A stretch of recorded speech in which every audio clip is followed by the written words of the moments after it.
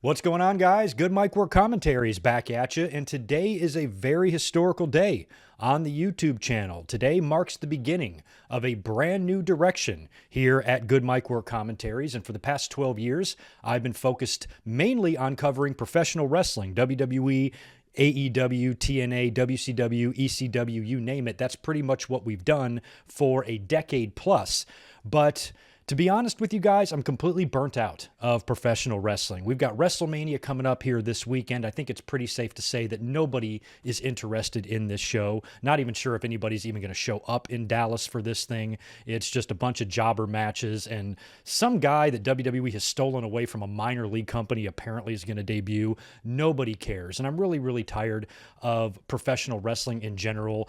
WWE and AEW just aren't doing it for me, and I'm just over it. So we are going to transition this channel into a tribute and basically a stan account for one of my favorite TV shows of all time, Wings, aired on NBC, and it was very, very important to me growing up as a teenager because I was a wrestling fan. And in WWE, a lot of their programming aired on the USA Network here in the United States. The USA Network also aired the Wings TV show in syndication for years and years and years. So between catching it on NBC or catching it on the USA Network, because I was always glued to that channel due to wrestling, I was able to watch a lot of this show. And it's one of my favorite shows of all time. It's not a Seinfeld or a Friends or a Frasier, but it's still very memorable to me. So I thought it would be fun to turn this channel into a review channel of the TV show Wings. So what we're going to do from this day forward is we're going to take random episodes. We're not going to go in order or anything like that. I'm just going to randomly pick episodes that I think are good or fun, and we're going to review them every single day on the channel. It is going to be a big weekend here if you are a Wings fan. I'm going to call it, I don't know what we should call this weekend, Wingslemania. Let's call it Wingslemania weekend. And I'm going to come up here every day and we're going to talk about multiple episodes. We're going to do character analysis on Joe and Brian and Helen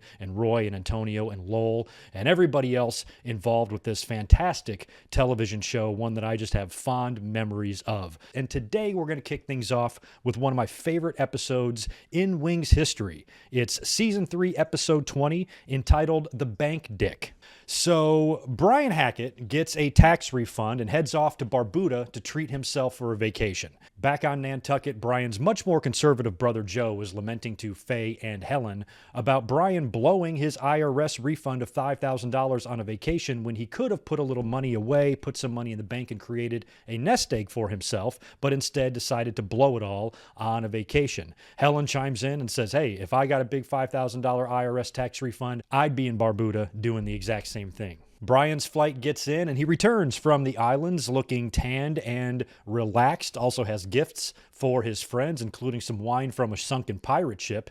And as he's going through his mail that he missed while he was gone, he learns that the IRS refund was an error and the IRS wants their $5,000 back. Joe, of course, has zero sympathy for Brian, as he was the one that said all along that he should have saved this money. Now he's paying the price for it. Our B story this episode is a disagreement between Joe and Helen regarding opening day at Fenway Park.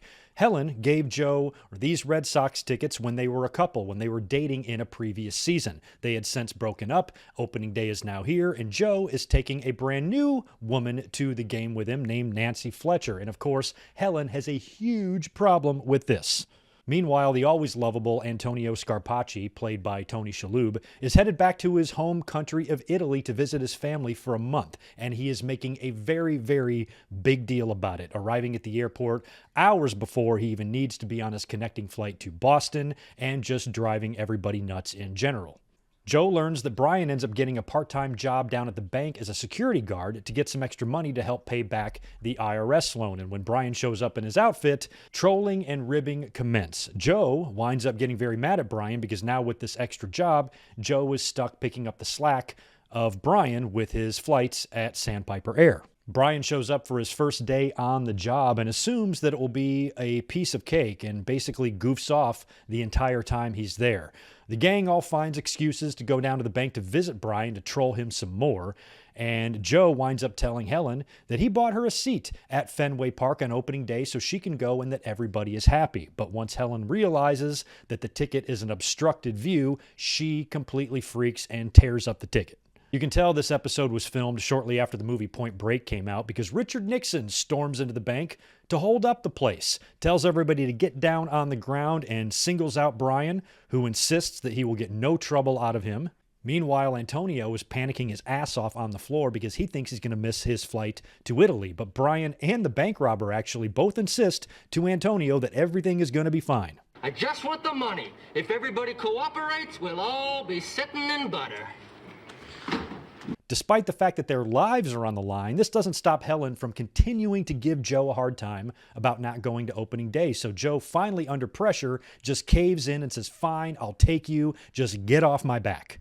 Helen can't celebrate for too long because Nixon walks up and demands that everybody empty their pockets and give him all of their belongings, including their cash, their wallets, and the Red Sox tickets.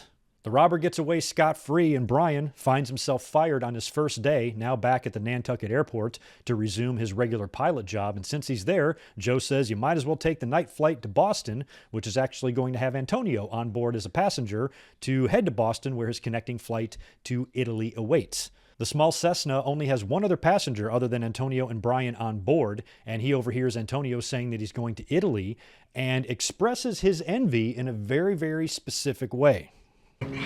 Well, you're really gonna be sitting in butter, aren't you? Realizing now that the robber is on the fucking plane, Brian recruits Antonio to come to the front and actually take the controls of the plane so Brian can go in the back and get a look at this guy's shoes because it's the only thing he got a real good look at during the robbery.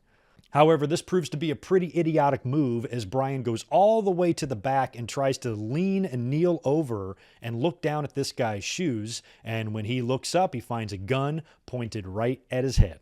The robber immediately recognizes Brian and instructs him to go to the front of the plane so he can land the plane in a field and he can make his getaway. President Nixon continues to heap shit onto Brian for being such a failure at the bank job, to which Brian responds by saying, "You know what? You're right. I've pretty much been a failure my whole life," and decides to take the plane into a full-blown nosedive so he can end 2 miserable lives in the process. However, Antonio just has one small request first. Couldn't you just drop me off first? The idiotic bank robber has no idea who he's messing with here because Brian Hackett has lived one hell of a life, and eventually the robber folds. He caves. "Here, take the gun. Just please don't kill us." Brian pulls up the plane. They have the robber kiss the floor, and Antonio, since he now has the gun, insists that Brian takes his ass to Boston and don't even think about heading back to Nantucket because Antonio is not going to miss his plane to Italy. After all the dust settles, we're back home on Nantucket now, and Joe is more bitter than ever because it is revealed that Brian received a reward from the bank for stopping the robber that was enough to not only pay back the IRS, but left him with $2,500 left over. And of course, Joe thinks that he's going to go start a savings account with it this time, and then Brian quickly bolts in and shows what he got for his $2,500, that motorcycle, and these bitchin' leathers. And to rub even more salt in Joe's already gaping wound, Brian reveals that the police gave him 2 tickets to opening day at Fenway, 2 tickets that they found on the bank robber. But Brian's going to need a date. Wanna go? Yeah, you bet. Done. Joe is left in disbelief, and episode 20 of season 3 is in the books. One of my favorite episode of Wings of all time, entitled The Bank Dick. If you've never seen it, go back and watch it. It's pretty fun. We'll be back up here tomorrow to kick off Wingselmania weekend, and we're going to be discussing a lot of episodes in the next couple of days. And I think for the post-Wingselmania Monday, we're going to talk about a really, really fun episode that has a big debut and a big return. And it's one of my favorite Wings episodes of all time. So y'all stay tuned for that. Thank you for being here. And thank you for being on this journey with me as we head into this new chapter of the channel, a Wings tribute channel. Y'all take care. Peace.